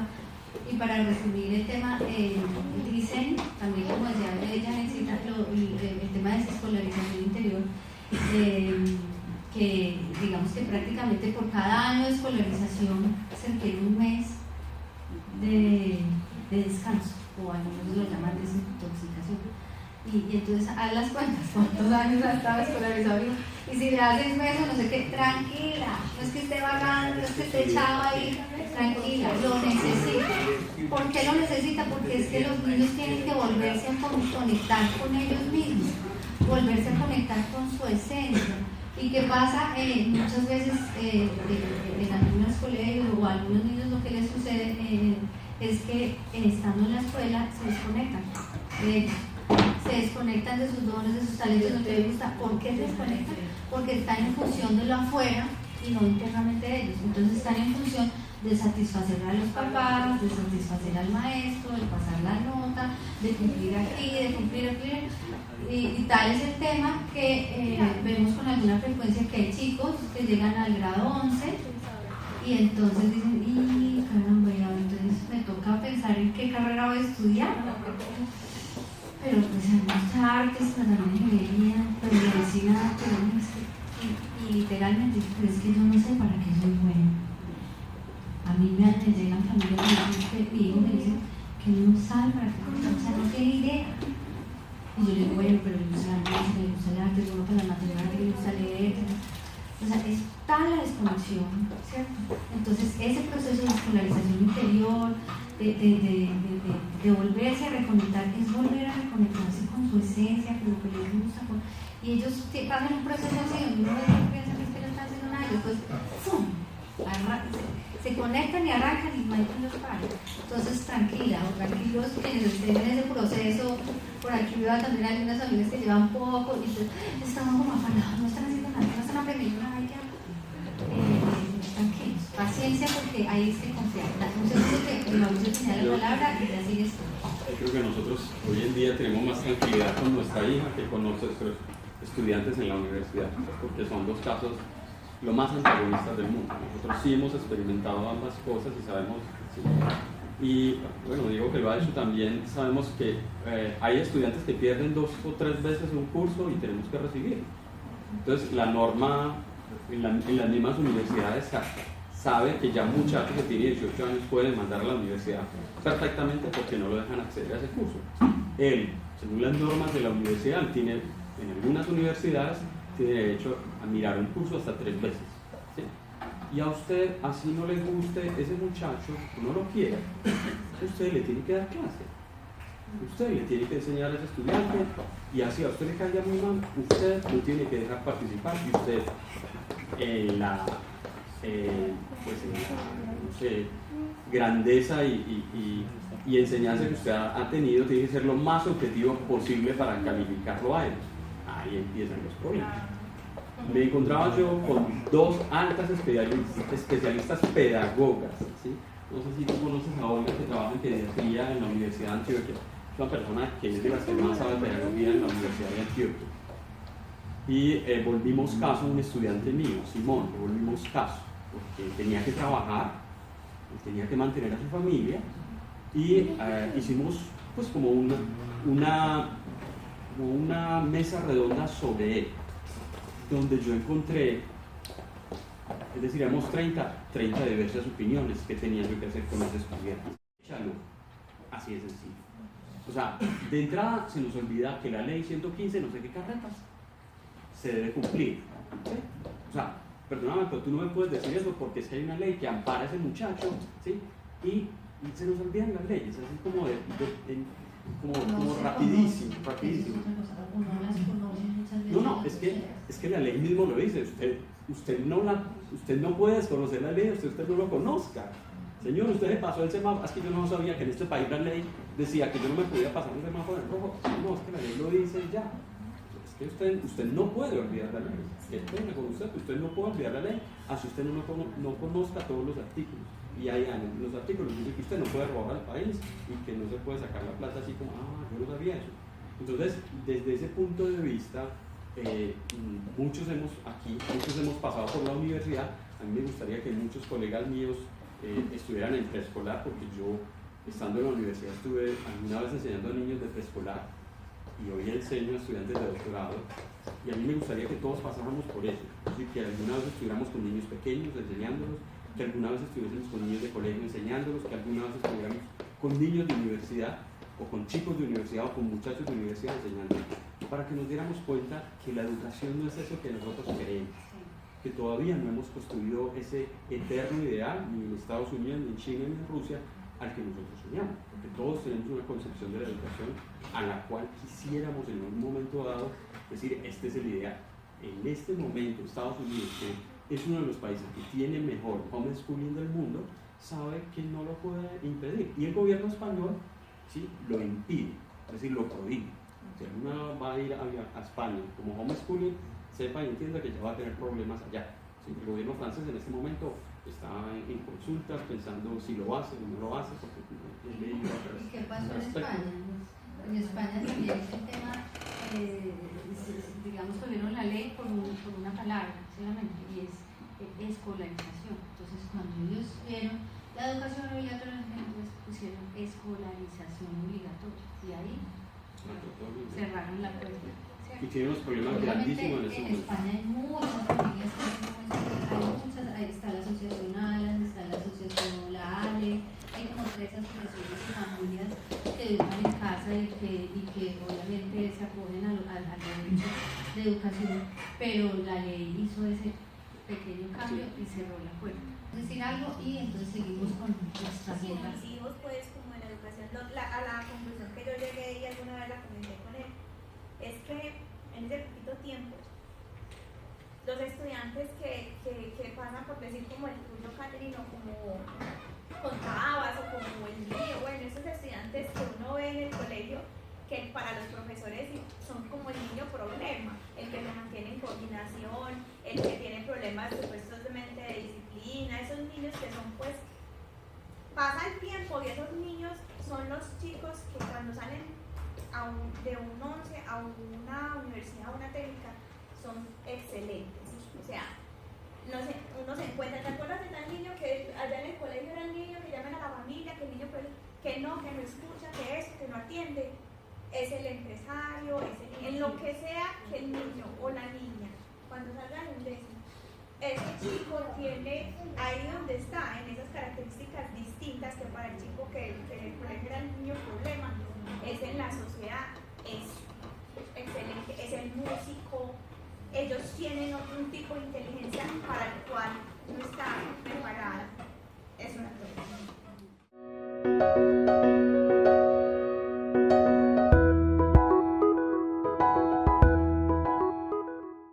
¿Cómo se pueden validar los conocimientos?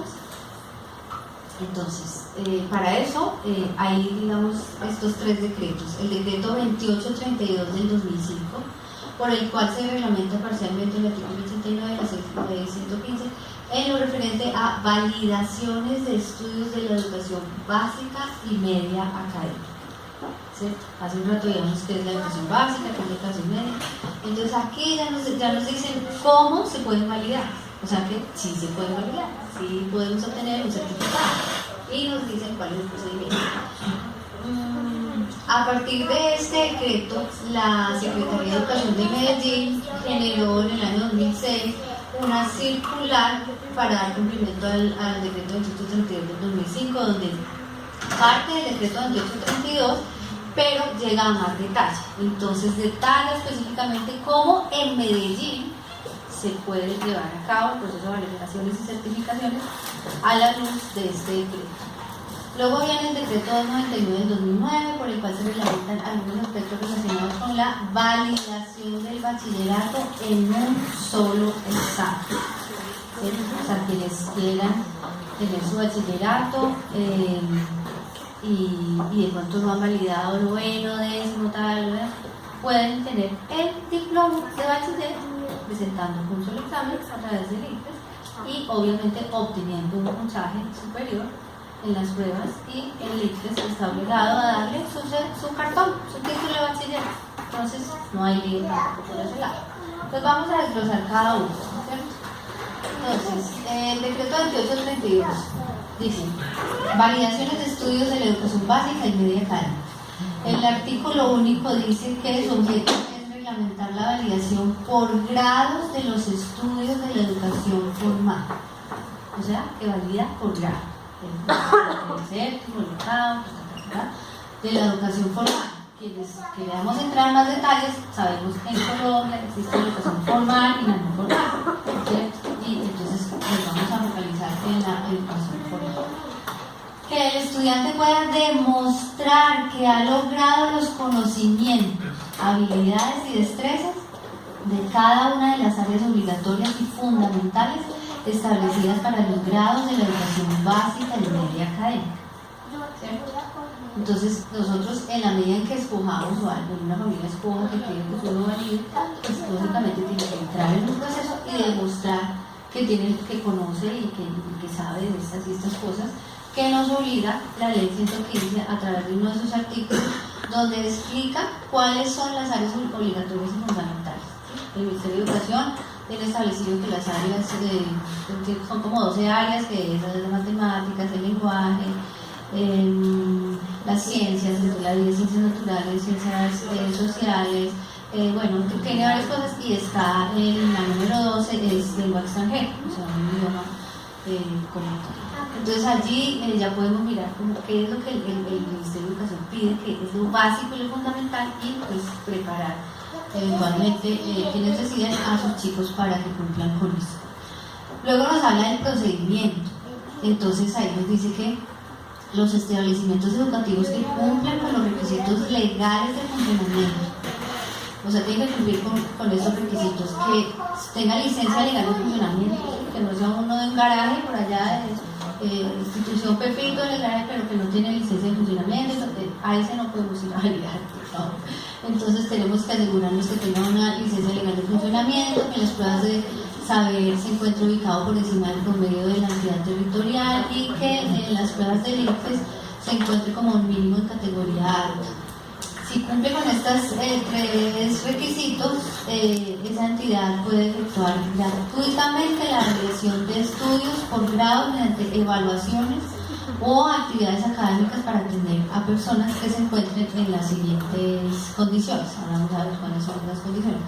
Entonces, ¿qué nos dice acá? Nos dice que nosotros, cuando vayamos a buscar una institución educativa, pues hay muchas que ya tienen pues como el aval del Ministerio de Educación, que esta puede validar, que cumpla básicamente con estas cosas. Hay unas que pueden variar, ¿sí? Entonces, que el año pasado quedaron no quedaron en categoría alta, sino en media o baja. Eso también, digamos que vuelve el tema de pegarse a la letra, eso puede ser variado, pero digamos, si la institución como tal ya tiene el aval, ya puede, digamos, validar. Entonces, ¿en qué condiciones puede la gente acercarse a una institución a pedir acercarse a validar y al final obtener su certificado? Entonces, hay varios numerales que ya, digamos, cada uno puede definirlo en detalle, pero el numeral F es el que nos aplicaría a nosotros que somos familias que educamos en casa, y es no haber cursado uno o varios grados de cualquiera de los ciclos o niveles de la educación básica o media, excepto el que conduce el grado de bachiller. ¿Por qué el que conduce el grado de bachiller? Porque el 11 si no se valida, el grado 11 si se tiene que hacer un proceso y presentar las pruebas de estado, y con ese resultado es que se da ya como tal el grado de bachiller, pero no se valida hasta el grado 10 aquí en Colombia. Entonces, aquí dice que en todo caso la validación del bachillerato en un solo examen conducente al título de bachiller académico será competencia del ICFES, pero lo que hablamos ahorita, el ICFES es la única institución que les puede a ustedes validar o certificar el grado 11, y eso es conducente a obtener el título de bachiller. No hay una institución del Instituto Triángulo y el Instituto Milagro que les valide el grado 11, no está dentro de la norma. ¿Qué pasa? Conocen la ley, no saben, uno llega y dice, mire, es que hay un decreto, el 2832 del 2005, que dice, ¿qué decreto? ¿Cuál? ¿Cómo?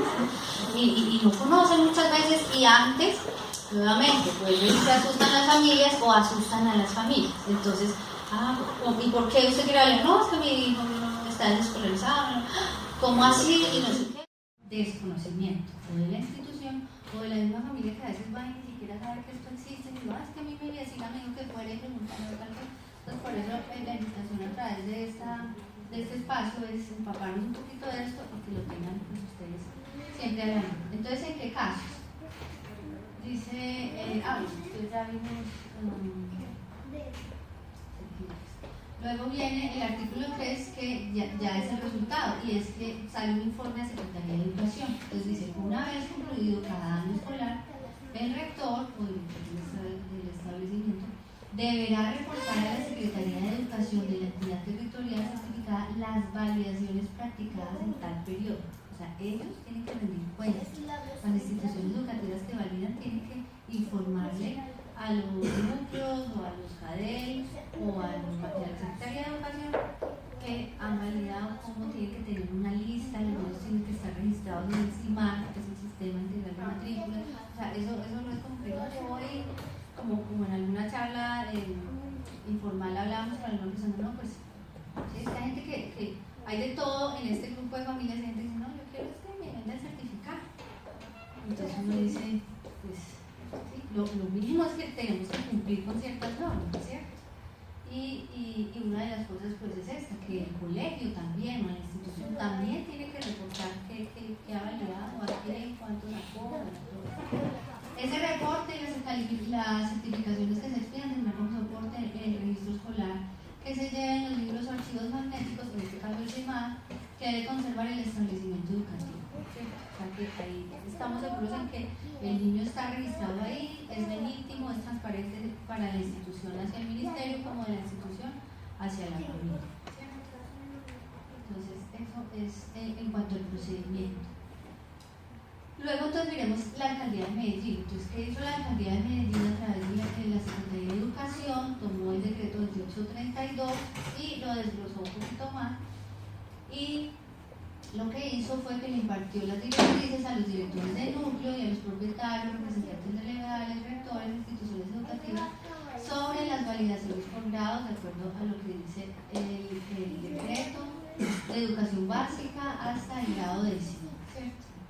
Entonces, ¿qué dice en esa circular? Que ustedes la pueden conseguir buscar en internet, en la Secretaría de Educación, en la alcaldía.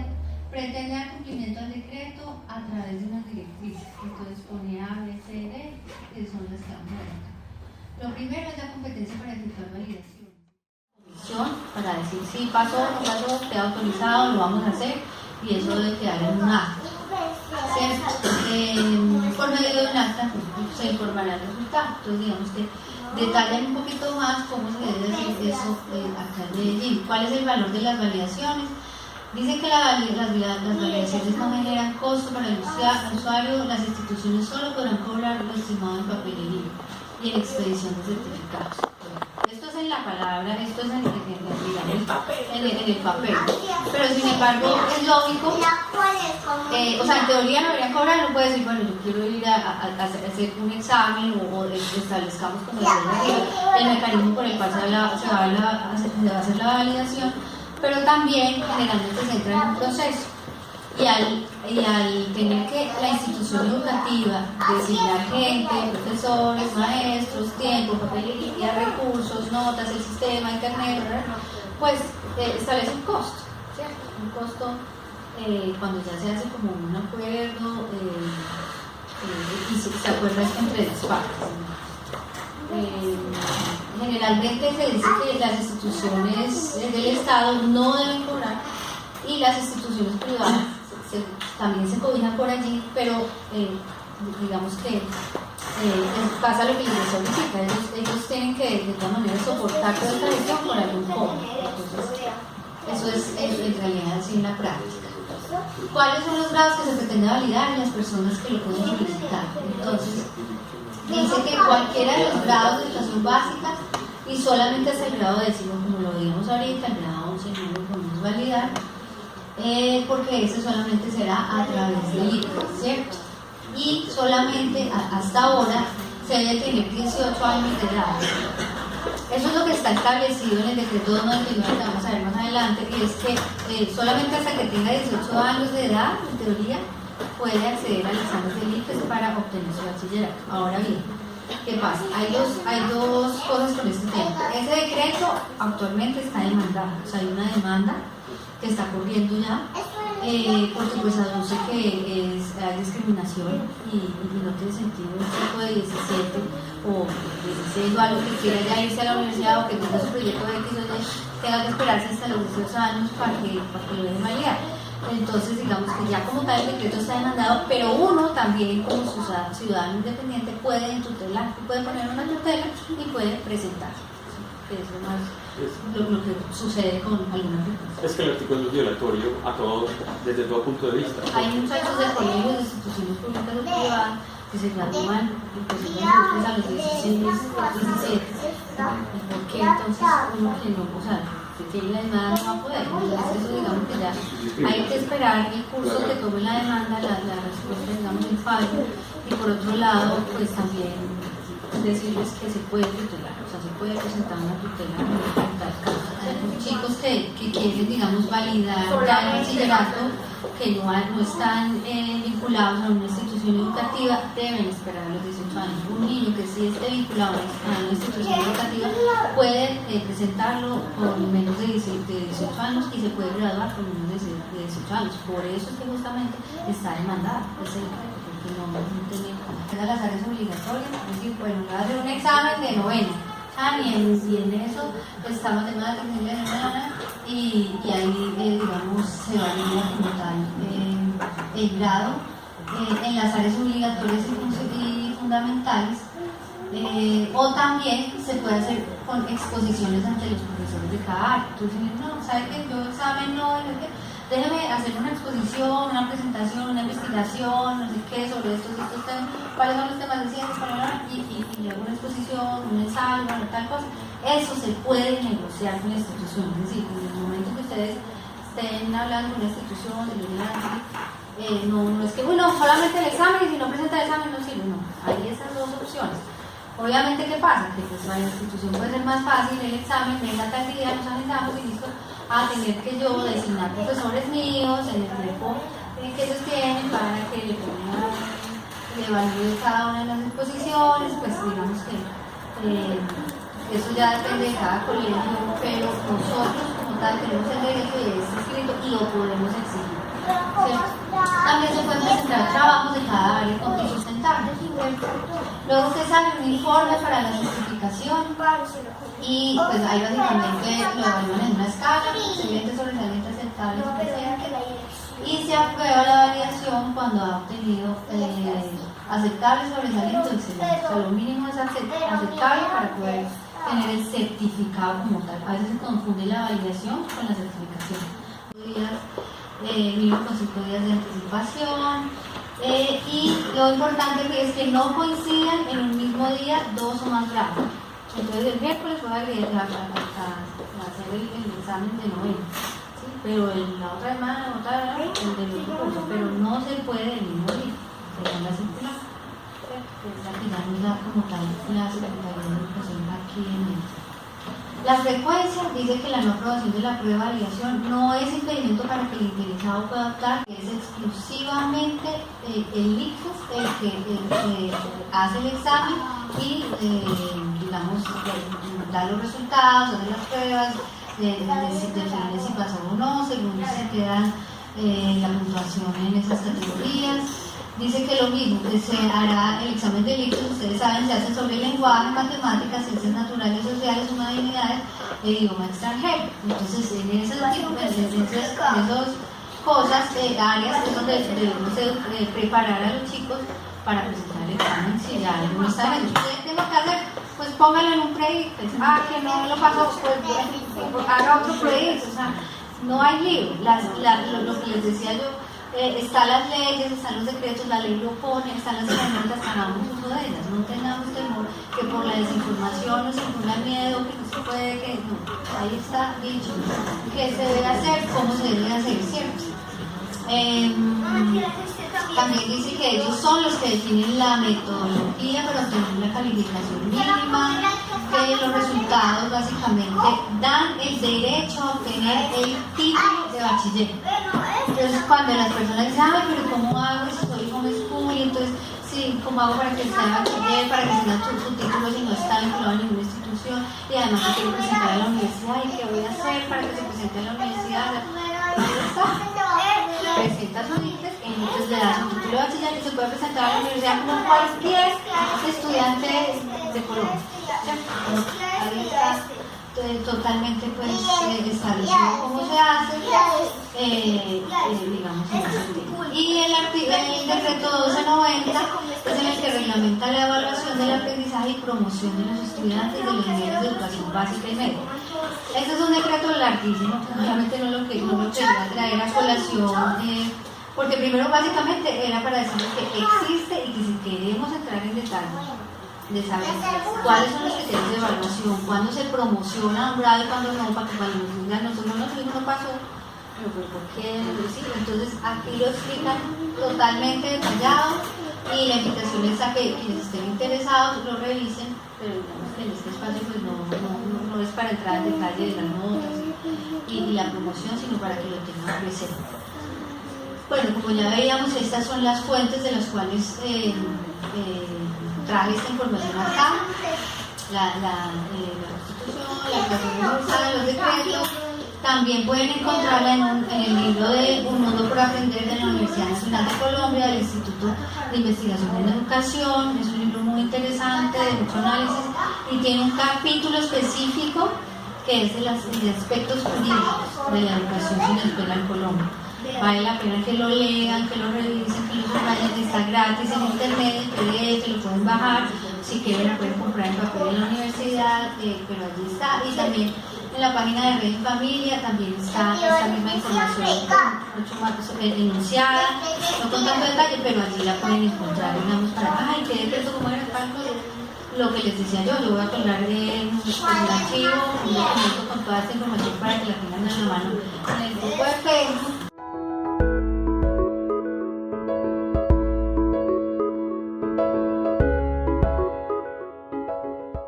Y ahora sí miremos nuestra última parte, y es ya aquí en Medellín, y es cómo se pueden validar los conocimientos acá en Medellín.